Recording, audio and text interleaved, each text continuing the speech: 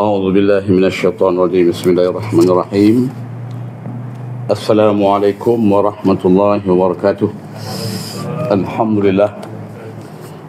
لله نحمده ونستعينه ونستهديه ونستغفره ونعوذ بالله من شرور أنفسنا ومن سيئات أعمالنا. من يهده الله فلا مضل له ومن يضلله فلا هادي له.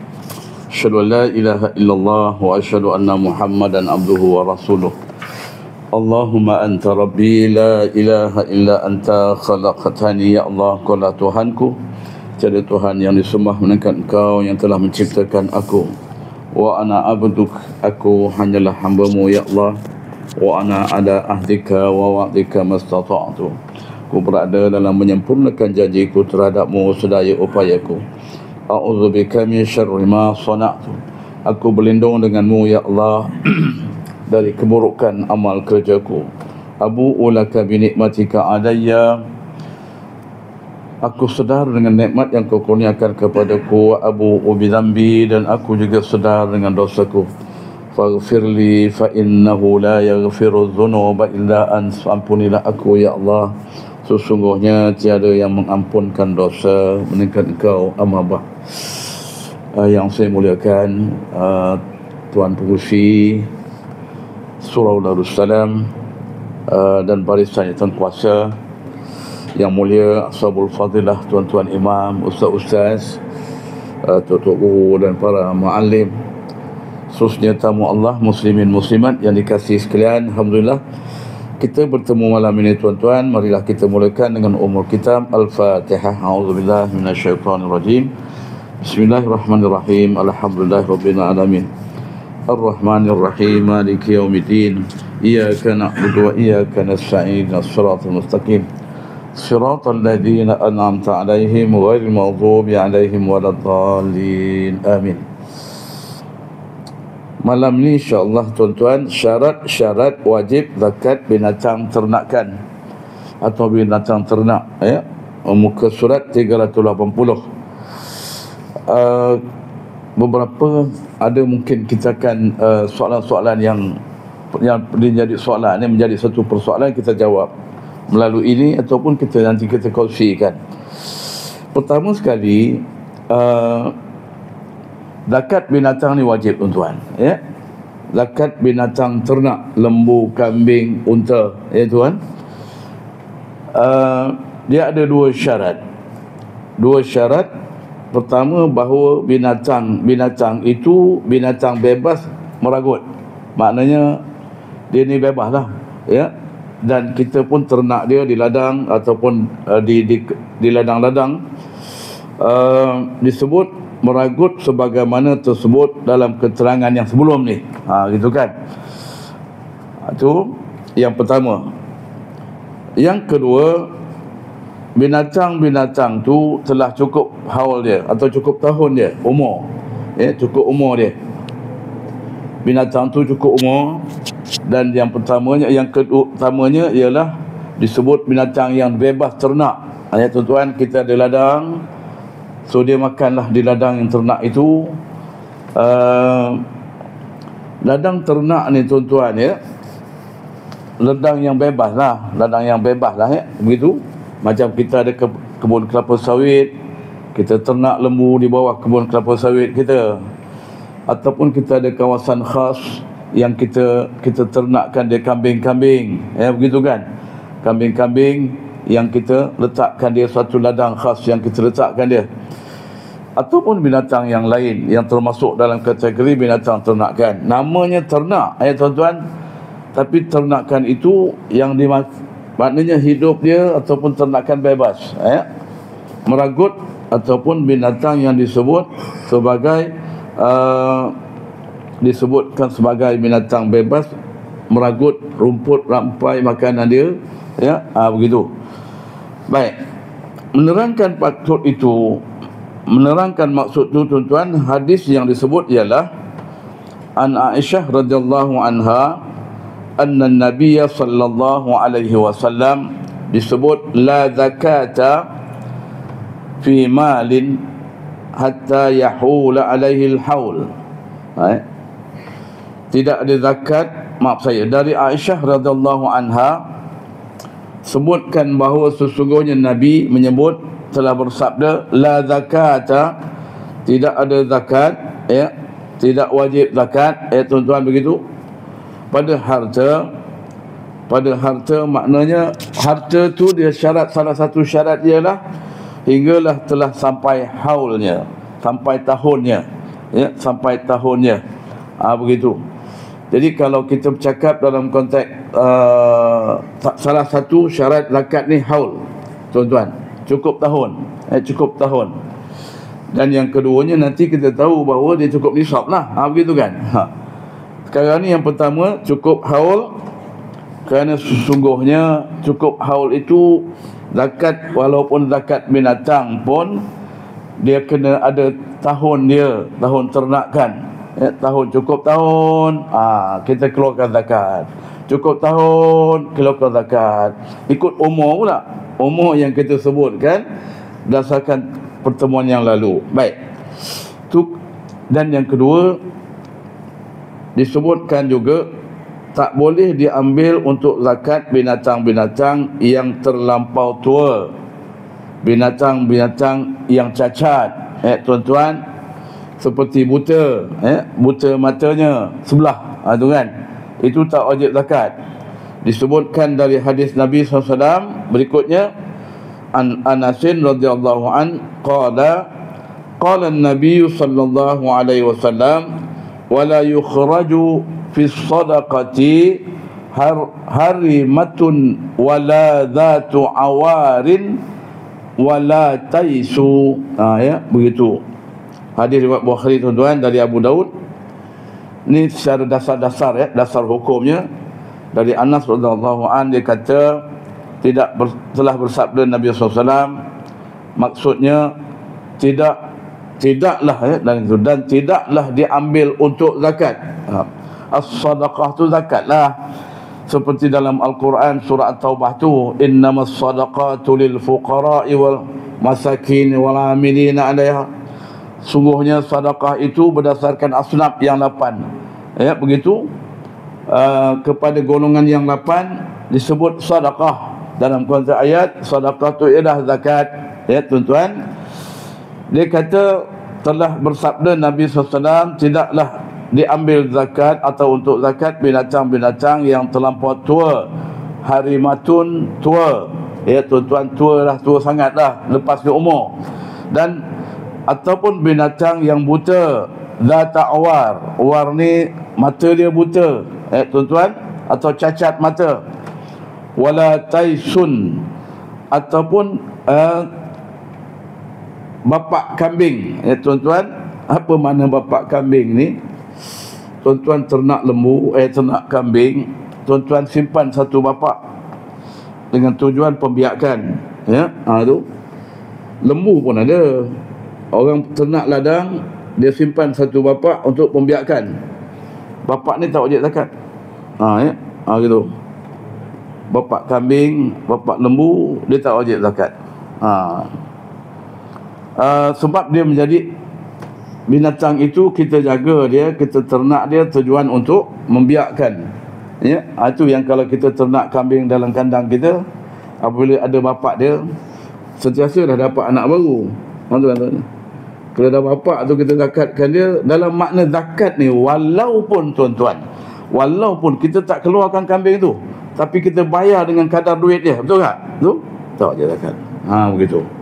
Hukum agama ni maha adil, Syekh. Betul? Tu dia. Zakat pun takkanlah kita nak keluarkan kambing tu. Zakat ni contoh, tuan-tuan, contoh ni tak apalah, nanti sampai contoh tu kata saya.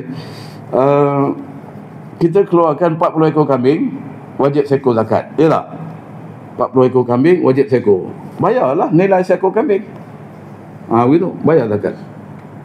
Kalau katakan seekor kambing itu nilainya 1,500, yang kita perlu bayar zakat tu bayar 1,500 lah. Itu contoh dia, ya. Tu untuk apa kata, memahami maksud itu. Tapi binatang yang disebut bapak kepada binatang yang diperlukan sebagai tujuan ternakan, tak wajib zakat. kambing atau lembu, tak wajib zakat dengan sendirinya. Betapa agama ni tuan-tuan tengok ya. Baik. Apa dia Tyson? Bukan Mike Tyson ya, Tyson. Tyson ni ialah bapa kambing, tuan-tuan ya. Bapa kambing. Bahasa dia, doa dia bahasa Arab dia. Baik. Sama juga tuan-tuan ya. Itu okey, selesai. Tentang zakat binatang ni, binatang ternakan ni. Binatang ternakan ni seperti lembu, kalau dalam konteks kita ni lembu, kambing. Unta tak ada, jarang lah ya. Itu lembu, kambing lah yang banyaknya. Ataupun biri-biri, sama. Kambing, biri-biri ataupun namanya kibas tu sama ya. Dia punya kadarnya sama. Yang berada di negara kita, binatang-binatang yang kita kata ada di tempat kita. Begitu. Begitu juga tak boleh dijadikan zakat kambing yang beranak kecil. Dia kambing yang ada anak kecil, yang sedang mengandung, sedang bunting. Dalam bahasa Arab serupa je, hamil. Orang manusia hamil, kambing pun hamil juga, kan? Cuma logat Melayu je, dia tak nak panggil kambing tu hamil, dia panggil kambing tu bunting.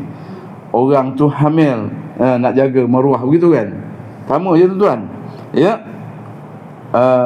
Kambing yang sedang bunting, binatang untuk disembelih, dan binatang yang akan dibawa berjalan, ya, bawa binatang yang ada peranan dia, tuan-tuan. Binatang yang ada peranan dia. Contoh begini, ni riwayat Malik dalam kitab Muwatta, kitab Muwatta yang termasyhur dalam antara susunan Imam Malik, yang sangat masyhur tuan-tuan. Sedang kalau kita ambil kira zaman Imam Malik tu dalam sekitar 100 bukan 100 ya, dalam sekitar 140 Hijrah, 140 Hijrah, bahkan awal lagi saya ingat. Maka kitab Muwatta itu dihafal oleh Imam Asy-Syafi'i, dihafal oleh Imam Asy-Syafi'i dalam keadaan usia Imam Syafi'i 15 tahun, tuan-tuan ya.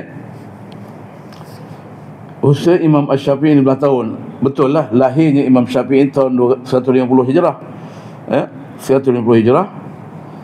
Dan ketika umur dia 15 tahun, dia dah menghafal kitab Imam Muwatta ataupun kitab Imam Malik. Dan Imam Malik ni, kitab Muwatta ni kitab terbesar tuan-tuan, dalam istilah terkumpul hadis-hadis yang terbanyak, begitu.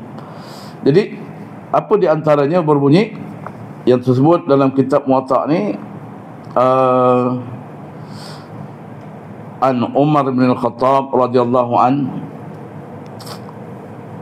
annahu qala ila amilihi Sufyan. Umar bin Al-Khattab radhiyallahu sungguhnya dia berkata kepada pekerja dia atau pembantu dia, nak tu namanya Sufyan ya. Sufyan amilihi, amil tuan ya. Amil ni apa dia? Pengutip zakat. Ya. Amil ni pengutip zakat. Tuan. Apa dia kata? Katakanlah kepada kaummu, maknanya kaum ahli penduduk, sesungguhnya, maaf saya tuan-tuan, matanya, qul liqaumika inna nad'u lakumul murabbi. Dia wal makhidha wa dhatal lahmi wa fahlal ghanami wa ta'khudhal judha' was sunnah wa dhalika wastun bainana wa bainakum fil mal. Cantik je. Baik. Apa kata Umar ini sebagai ketua negara tuan-tuan ya, pemimpin negara pada ketika itu?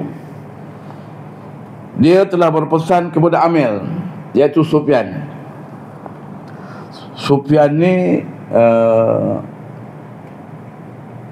saya tak dapat tidak menyemak sebab kalau kita sebut Sufyan Ats-Tsauri, kemudian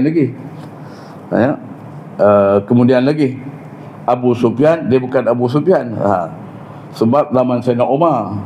Tuan-tuan baik. Katakanlah kepada kaummu, Tu dia. Qul liqaumik, katakan kepada kaummu, inna nad'u lakumul murabbi, sesungguhnya kami tinggalkan untuk kamu, ya, binatang-binatang yang disebut murabbi, yang beranak kecil, yang sedang jaga anak. Murabbi, kita Melayu pakai murabbi tu tuan. Guru seorang murabbi. Apa makna murabbi? Yang mengasuh, mendidik. Ya, begitu. Murabbi itu maknanya yang mengasuh, mendidik. Jadi kambing, dalam istilah hadis ini maknanya kami tinggalkan untuk kamu, ya, binatang-binatang yang masih beranak kecil, namanya murabbi. Wal makhid, ya tuan-tuan, makhid ni sedang mengandung, ya tuan-tuan, makhid sedang mengandung. Ya tak? Wa dzatal lahmi, tuan-tuan, binatang yang bersedia untuk dipotong, tuan-tuan, untuk dipotong.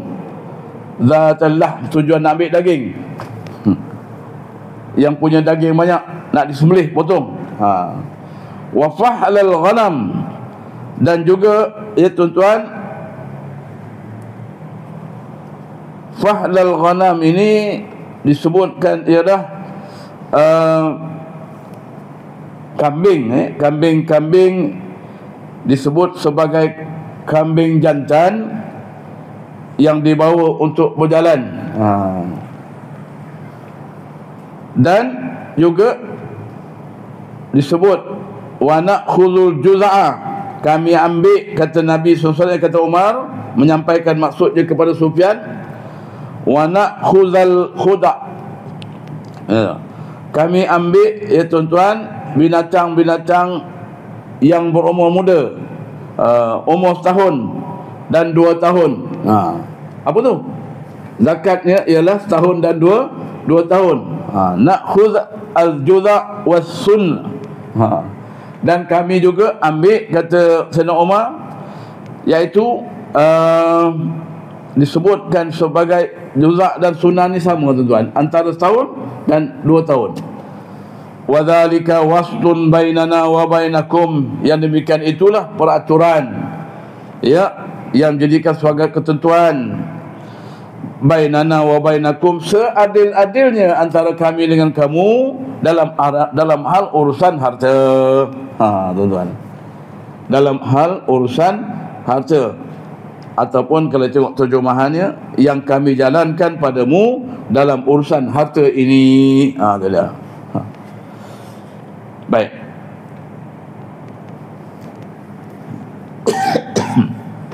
Tuan-tuan, apa dia punya intisarinya tuan-tuan ni? Intisari dalam hal zakat ni, kita bercakap ialah zakat binatang. Zakat binatang memanglah dia sebut wajib bayar atau wajib zakat ke atas binatang-binatang ternak yang kita ternak dengan 2 syarat. Tu. Yang kedua, tak semua binatang itu wajib diambil sebagai zakat, walaupun dia adalah berada dalam kumpulan bilangan, ya. Kalau katakan dengan automatik kita faham sekarang, katalah kambing kita 40 ekor, tuan-tuan, tapi satu daripadanya ialah bapa kambing, maka tak cukup lagi. Itu kan? Itu maknanya tak cukup lah lagi. Tapi kalau 40 ekor tak termasuk bapa kambing ni tak banyak biasanya, tuan-tuan, ya. Saya perhatikan dalam ternakan lembu yang saya cerita Bangla tu kan, yang berada di nama tempat tu memang saya tak ingat, tuan-tuan, tapi dia Sungai Buloh dalam lah, ya. Tu masuk Kuang dalam, tuan-tuan tahu, yang dibela ditunjuk kat kita tu, itu lembu, bapa lembu, besar lembu, tuan-tuan, seekor ya. Seekor ya. Beratus-ratus ekor lembu yang ada tu seekor je. Tu dia. Sama lah kambing. Kalaupun lebih-lebihnya mungkin kita takutlah dia mati, ya, maka 2 ekor lah begitu, 2-3 ekor. Tapi maksud saya, bapak kambing ni tujuannya pembiakan. Baka namanya bahasa Melayu, ya, baka. Begitu. Baik tuan-tuan, begitulah hukum, perkataan yang sebaiknya kita sebut kambing-kambing atau binatang-binatang yang dalam kategori untuk ternakan yang kita panggil ada kegunaan, tahu kan? Masih yang disebut ni wajib, yang memang dia kita ternak semata-mata, tidak ada kegunaan dia. Kalau dia tu kita bawa dia dengan tujuan untuk, kalau di tanah Arab tuan-tuan, tanah Arab walaupun kambing, tapi dibawanya urusan hidup harian dia, sehinggalah mengantar dia ke kebun-kebun sebagainya, itu namanya kambing tu ada tugas je, dan itu pun tak wajib zakat. Betul kan? Jadi apa yang saya sebut ni sebenarnya bukan satu peraturan wajib zakat tu saja, tapi bagaimana yang disebut oleh Sayyidina Umar mengajar atau menerangkan kepada petugasnya yang namanya Sufyan, tentang bagaimana yang patut diambil oleh Sufyan dan apa yang diajar oleh Umar kepada Sufyan apabila nak mengambil ataupun nak menentukan, nak menetapkan binatang, bagaimana zakat yang diwajibkan ke atas binatang ternakan itu. Begitu maksud dia, ya. Sekaligus terbaiknya dalam perkataan terakhir hadis yang diriwayatkan oleh Imam Malik, itulah satu keadilan dalam agama dalam bab zakat binatang, tuan-tuan, dalam zakat binatang. Baik, cukup zakat tu. Panduannya sekarang, saya punya pandangan, bahkan itu juga diberikan panduan-panduan oleh mana-mana darul zakah ataupun pusat zakat negeri-negeri. Siapa-siapa yang ada harta begini, ya, sebagusnya kita pergi terus ke pusat zakat, membuat kiraan di pusat zakat, ya, dengan menerangkan ciri-ciri binatang ternakan kita. Begitu. Dan sekaligus kita akan bayarlah zakat yang apabila ditetapkan oleh pusat zakat. Apa saja zakat, tuan-tuan? Apa saja zakat binatang? Tuan-tuan, ada padi, ya. Ada padi, ladang padi, maksud saya ladang padi, sorry, bukan ladang, apa dipanggil? Bendang, sawah. Sawah padi puluhan ekar, ya, di Perak ke di Kedah umpamanya, dan diuruskan oleh keluarga ataupun petugas-petugas yang kita lantik. Kita tahu berapa kadar padi kita, tuan-tuan. Satu musim 2.000 kilogram ataupun 2.000 kilo, umumnya begitu kan. Jadi tugasnya kita pergi terus kepada pusat zakat, bagaimana cara kita nak bayar zakat dia. Begitu. Yang penting kita tahu padi ialah sejenis makanan, namanya makanan tanaman yang wajib zakat dalam kategori Malaysia. Ya, begitu. Kemudian kalau tuan-tuan ada kebun kacang dal, contohlah kacang dal di Malaysia ni, ataupun jenis kacang-kacang, tuan-tuan, kacang putih contohnya, tuan-tuan penternak ataupun bukan penternak, penanam kacang putih di Malaysia tak ada, saya ingat ada je? Tak ada, katalah, sebab dia termasuk jenis kacang-kacang, kacang dal, kacang putih, bahkan kacang cerdik pun masuk wajib zakat, ya. Wajib zakat itu kalau dah kita sebut bijirin ataupun tanaman. Baik, saya dahulukan tu kerana nak beri gambaran. Mafhum hari ini kita membaca bab zakat ni ialah menyedari hakikat tanggungjawab zakat tu. Kan kita masuk zakat barang milik bersama, ya. Milik bersama ni kita ada 100 ekor kambing, tapi kongsi 4 orang, contoh gitulah, ya. Kalau ada sesuatu barang yang jadi kepunyaan bersama, seperti barang yang jadi kepunyaan syarikat sendirian berhad, koperasi dan lain-lain, maka bila barang-barang itu telah sampai nisab maka wajib dizakatkan, baik yang berupa binatang maupun yang berupa barang-barang biasa seperti kedai roncit dan sebagainya. Baik, barang itu wajib dizakatkan sebelum dibagikan keuntungannya. Gitu. Sebelum dibagikan keuntungannya atas nama zakat syarikat. Zakat syarikat sebab dia kongsi. Zakat perkongsian namanya. Ya. Dalam hal ini barang-barang yang berpisah tidak boleh dikumpulkan supaya zakatnya, ya tuan-tuan, sedikit.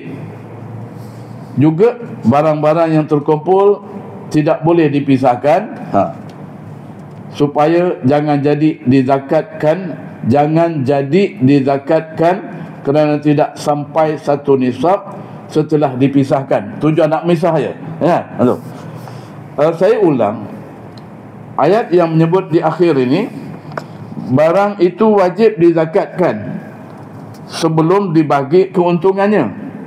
Kalau tidak, terhutanglah oleh semua yang mendapat untung itu kerana zakat yang belum dibayar. Sedang bayarannya adalah atas nama syarikat. Dia tidak nama individu, tuan-tuan. Ya, dia nama atas nama syarikat. Kita share 4 orang, zakat tu atas nama syarikat. Ya, begitu. Bukan kata si A sekian kena bayar, si A kena bayar sekian, tak. Dia atas nama syarikat. Tadi dipesankan dalam satu peringatan, dalam hal ini barang yang terpisah tidak boleh dikumpul. Yang tak campur, jangan kita kumpul.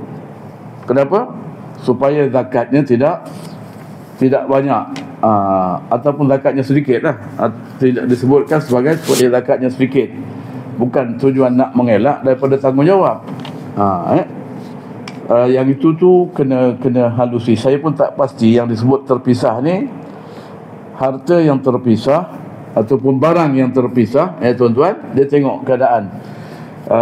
Dalam keadaan kita sebut, kalau kita berniaga bisnya di Kuala Lumpur, tapi kita ada juga barangan-barangan yang berada di tempat lain, begitu, ataupun ada cawangan di tempat lain, yang itu tak boleh campur lah. Gitu.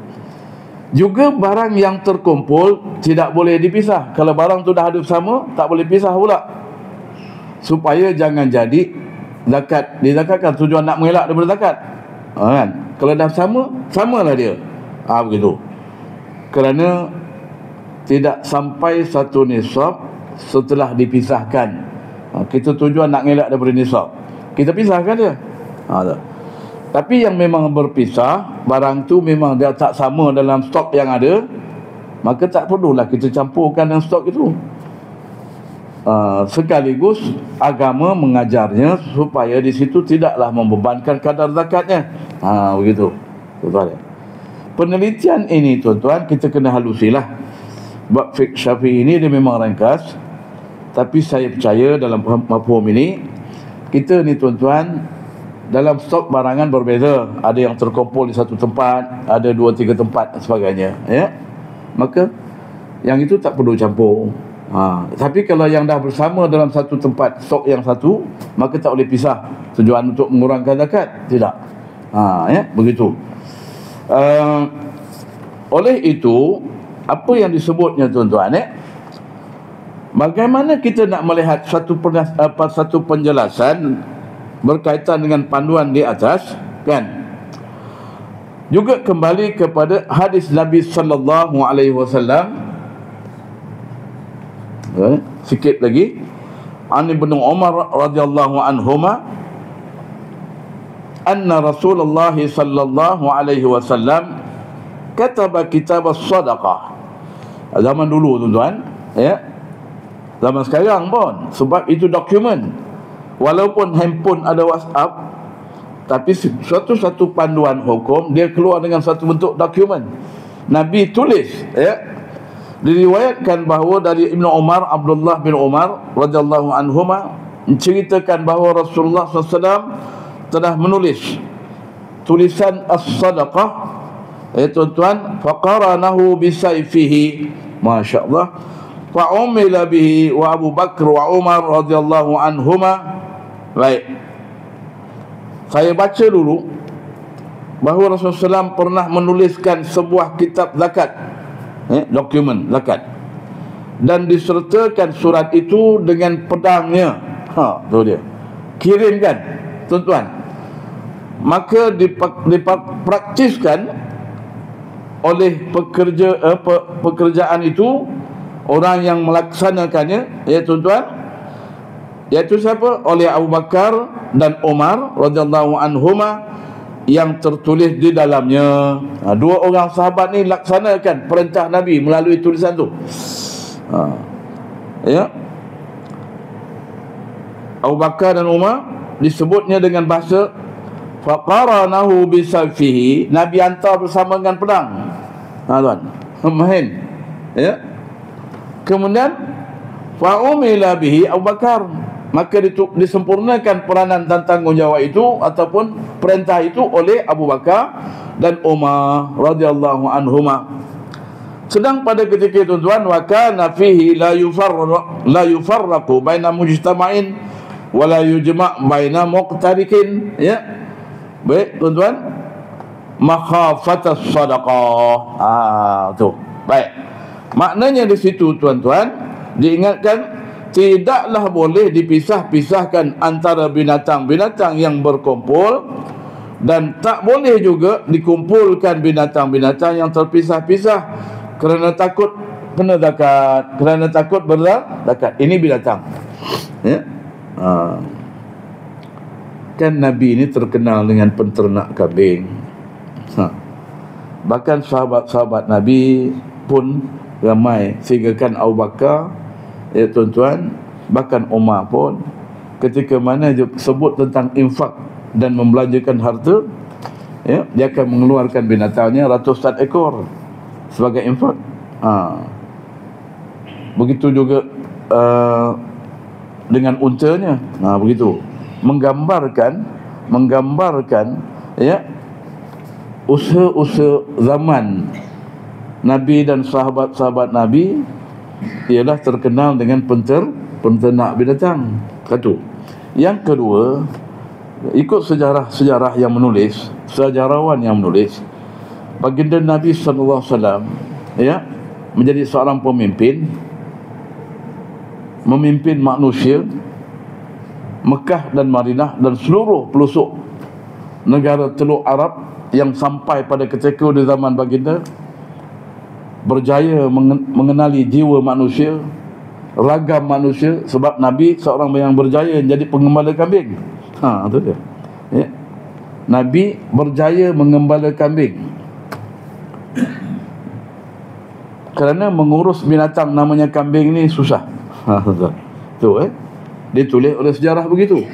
Jadi saya bukanlah nak kata kalau tuan-tuan nak jadi pemimpin, ternaklah kambing. Bukan itu kan. Tapi maksudnya menternak binatang ini merupakan pengalaman yang memberi pengajaran kepada seorang. Bahkan Nabi SAW juga merupakan seorang pengurus pedagang.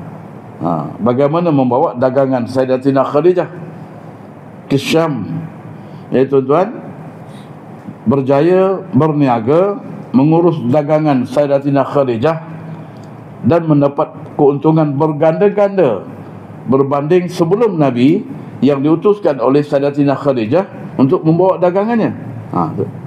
Maknanya di situ bukan soal amanah, memang pastilah sebab digelar Al-Amin, kan tak? Tu amanah memang sudah pasti. Tapi maksud saya, ada juga zaman di mana baginda juga mengurus dagangan. Bahkan Sayyidatina Khadijah bukan penternak kambing, ya, dia orang yang mengurus dagangan, yang bergerak. Orang-orang Arab dahulu pun diperkenalkan dalam maksud yang surah surah Quraisy tu, di ila fi Quraisy ila fihim rihlatash syita'i was-sayf, menjadi kebiasaan orang-orang Quraisy sebelum Islam, tuan-tuan, ya, membawa dagangannya ikut musim sejuk mereka turun ke selatan membawa dagangannya. Musim panas mereka naik ke utara. Ya, begitu. Rihlat asy-syita, rihlah musim sejuk. Was-sayf, dan rihlah musim panas. Itu adalah terkenal dengan dagangan yang bukan kambing dan bukan binatang. Ya, membawa dagangan. Tu. Yang ketiga, tuan-tuan tahu bagaimana jumlah sembahyang Jumaat berbeza-beza. Ada imam mazhab kata cukup dengan 3 orang. Ada mazhab kata 40 orang. Ya. Ada yang kata begitulah bilangan tak? Tu. Sebab dia berlakunya kerana apabila zaman orang sembahyang Jumaat, waktu Jumaat itulah dagangan datang dari Syam, tuan-tuan. Orang-orang tinggalkan solat berjamaah lalu merebut barang dagangan yang setahun sekali jumpa. Akhirnya tertegaklah solat Jumaat. Maka Imam Ahmad bin Hanbal mengambil, maka Imam Abu Hanifah mengambil pandangan, inilah dia jumlahnya. Begitu. Zaman Imam Syafi'i 40 orang lah. Contohnya begitu. Bukan zaman Imam Syafi'i. Imam Syafi'i mengambil peristiwa 40 orang. 40 orang. Baik. Tuan-tuan, setakat itu saja. Ya, waktu saya nak membacakan apa yang dihurai dari hadis di atas, tuan-tuan. Lepas tu saya nak minta izin. Tak apa, kita lewat sikit ni. Lepas tu kita solat Isyak. Dan saya kebetulan ada perubahan tarikh mesyuarat pula, tuan-tuan. Buat malam ni pula. Begitu. Mesyuarat jatuh kuasa. Umpamanya, ya tuan-tuan tengok ya. Disebut dalam hadis ni, la fihi la yufarraqu baina mujtama'in wala mujma'u baina muqtarifin makhafat as-sadaqah. Ulang balik. Ya, tidaklah boleh dipisah-pisahkan antara binatang-binatang yang berkumpul, dan tak boleh pula dikumpulkan binatang-binatang yang berpisah jauh kerana takut lakat. Dan dia kata, tuan-tuan, wa ma kana min khalitaini fa innahuma yataraja'ani bainahuma bisawiyah. Semua yang ada di antara dua percampuran tadi tu, ya, dicampur, maka sesungguhnya jatuh wajiblah antara keduanya bersamaan. Itu dia. Jadi kalau dikumpul, tuan-tuan, dia tak kumpul. Tapi kata dia, wa ma kana min khalitaini, ya, dan semua yang ada di antara dua percampuran tadi tu, kumpulkan dia, maka wajib zakat lah. Wajiblah zakat. Kalau tak kumpul, tak wajib zakat. Kumpul, wajib zakat. Begitu. Ya. Umpamanya ada 4 orang yang bersyarikat yang telah mempunyai kambing 120 ekor, dan hak masing-masing sama kambing. Sama banyak. Ya. Ketika itu zakatnya sudah wajib dikeluarkan 1 ekor kambing. Ya, tuan-tuan. Kan? 120, masih lagi 1 ekor kambing. Dia share 4 orang. Kan? Begitu. Mereka tak boleh memisah-misahkan menjadi 4 bahagian. Itu satu bentuk. Kan? Man Ali Zul Leman. 4. Dia share. Dapat 120 ekor kambing ternakkan dia. Jadi tak bolehlah dipisahkan dia. Tak boleh dipisahkan dia. Kalau dipisahkan dia, ya tuan-tuan, dalam keadaan dia dah bersama, kumpul dapat 1 ekor. Tapi kalau dipisahkan dia, boleh tuan-tuan, jadi tak wajib zakat, gitu kan. Mereka tak boleh misah-misahkan menjadikan 4 bahagian atau lebih, dengan maksud supaya zakatnya jangan dikeluarkan. Ngelat orang kata. Tak? Ngelat. Ya. Sebab zakat kambing sekurang-kurangnya 40 ekor. Kan? Begitupun sebaliknya, umpamanya 3 orang yang bersyarikat, 3 orang share. Ya tuan-tuan, sama-sama mempunyai kambing 40 ekor. Kan? 4 kali 3 120 kan tak? Dia share, tapi ada 120 ekor. Apabila kita bagi seorang 40 ekor, kemudian dikumpulkan dalam 3 tempat yang berlainan, ketika itu zakatnya ialah sudah wajib dikeluarkan 3 ekor. Tapi kalau dia tidak dipisahkannya 3 bahagian, maka wajib seekor saja.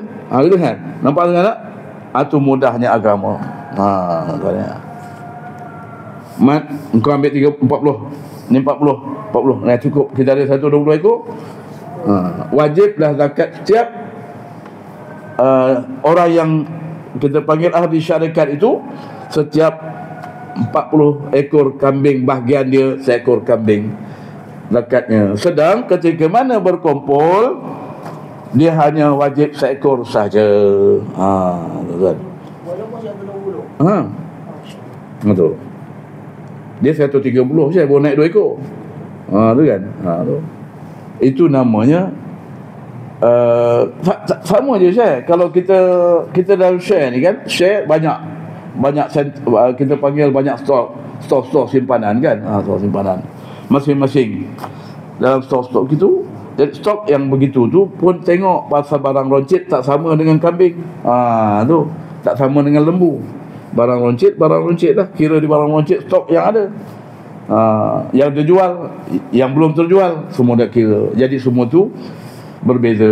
Maka ketika itu mereka tak boleh mengumpulkan macam satu tempat supaya zakatnya dikeluarkan seekor saja. Dan inilah yang dimaksudkan dengan kata Nabi, tidak boleh dipisah-pisahkan antara yang terkumpul dan tak boleh dikumpul antara yang terpisah, kerana takut mengeluarkan zakat. Dan diserupakan juga dengan zakat padi kan. Zakat padi, jagung dan sebagainya dari tanaman-tanaman dan buah-buahan yang telah diwajibkan zakat. Nanti kita tengok macam mana tanaman padi kan. Padi, stok padi ikut setempat. Gitu. Ataupun kalau kita share tanaman padi, kita ada sekian ekar. Itu maksud sekarang ni dalam tajuk perkongsian, masih lagi dalam perkongsian. Jadi saya rasa tuan-tuan, apakah iktibar yang kita nak ambil dari hadis begini, ataupun iktibar dari pembelajaran zakat begini, ya tuan-tuan, pertama, dia mengajar kita bahawa agama tidak menyusahkan, dan sekaligus tidak tujuan bermudah-mudah. Pecah. Jadi tak wajib zakat. Tidak begitu. Ketika mana dalam syarikat adalah perkara yang kita perlu, biasanya syarikat kalau di Malaysia ni tuan-tuan, koperasi contohnya kan, koperasi. Banyak koperasi dah sekarang ni kalau di Malaysia, ya, begitu. Dia bukan tak galak, tapi dalam konteks dia suka koperasi ni dia berbeza fungsi badannya. Badan walaupun syarikat pun sama, dia share kan, tapi dia tak sama di sudut peranan yang namanya koperasi penyertaan tadi. Tu kalau konteks agama, Jabatan Agama Islam contohnya, negeri-negeri, dia tak galakkan tubuh syarikat, tapi dia galakkan tubuh koperasi. Adalah kepentingan tertentu. Saya malam ni tuan-tuan, saya tidak berhasil nak menyambung. Kalau masuk akan datang, zakat kita ialah tanaman dan buah-buahan. Intro kepada makna itu yang ada dalam kitab Syafiq Fiqh ni semua bahasa-bahasa Arab belaka, ataupun barang-barang, tanaman-tanaman, buah-buahan yang berada di tanah Arab, ya, yang berada di tanah Arab, walaupun diterjemahkan dalam bahasa Melayu. Tapi kalau dalam konteks di Malaysia sekalipun, kalau kita cakap buah-buahan apakah yang wajib dizakatkan, ya tuan-tuan, buah pisang tak wajib, buah nanas tak wajib, buah durian pun tak wajib. Betul. Betul. Di dalam panduan zakat di Malaysia sekalipun, di dalam kitab-kitab kita di Malaysia sekalipun, nama buah kurma, tuan-tuan, buah anggur, ataupun zabib, maknanya kismis yang anggur kering, begitu. Itu nama buah-buah di Malaysia. Buah apa yang ada kat Malaysia? Buah durian. Dia fizikalnya buah durian tak wajib zakat sebab dia bukan boleh simpan lama. Tu ciri-ciri yang wajib zakat, buah-buah yang disimpan lama. Apa ada buah lima kan? Kelapa. Kelapa tak wajib je. Memanglah kelapa boleh simpan lama. Berapa lama je? Simpanlah kelapa busuk lah. Tak ada. Dan yang kedua, kelapa tak boleh makan. Dia bukan makanan asasi dalam kategori menjadi makanan yang mengenyangkan. Ciri-ciri dia aja tuan. Kalau buah durian yang dah dijual, duit tu boleh zakat? Itu lain. Itu dikira sebagai dipanggil apa nama kita panggil, zakat harta. Zakat harta. Tu dia lah. Wallahu alam. Ya, sekarang ni atas nama buah tu lah. Ya, tu dia. Tu je saja. Kelapa sawit. Buah? Kelapa sawit. Kelapa sawit, siapa makan kelapa sawit Minyak. Tak, sebenarnya antara kita panggil nama. Kenapa dia wajib zakat? Sebab dia menjadi makanan utama, mengenyangkan. Tu kan. Buah kurma dia memang mengenyangkan. Tu kan. Kalau sebut buah lah, zabib memang mengenyangkan. Dia boleh menahankan kita makan pagi tak sampai sehari lah gitu Syekh. Tu kan. Padi kan? Padi pun zakat. Kita amalkan. Padi, gandum. Macam contoh ya, padi kita buat sawah tadi kan? Dia kena zakat kan? Syekh minta maaf Syekh, nak tahu apa? Kuat sikit. Dia kalau padi kan? Padi. Macam bosal ikat rasanya. Padi ni bosal ikat besar kan? Jadi dia tak keluar dari itu, dia keluar dari ikat. Padi ni Syekh yang disebut khuzu min amwalihim sadaqatun tutahhiruha. Maknanya zakat dia sebaik saja selesai je menuai, terus zakat. Itu dia. Itu padi.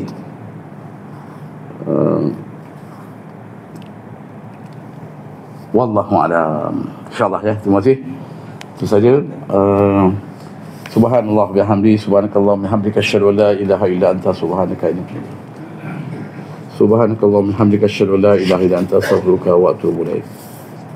Bismillahirrahmanirrahim. Alhamdulillahirabbil alamin wassalatu wassalamu ala asyrafil anbiya'i wal mursalin wa ala alihi washabbihi. Allahumma inna na'udzubika min ilmin la yanfa' wa min qalbin la yakhsha' wa min nafsin la tashba' wa min 'ainin la tadma' wa min du'a'in la yustajab li rabbil alamin. Allahumma ij'alna min alladhina yastami'una al-qawla fayattabi'una ahsanah. اللهم نور قلوبنا بنور هدايتك كما نورت من شمسك.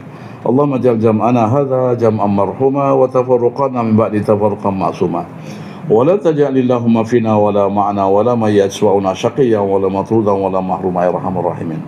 وصلى الله على سيدنا محمد وعلى اله وصحبه وسلم. الحمد لله رب العالمين. السلام عليكم ورحمة الله وبركاته.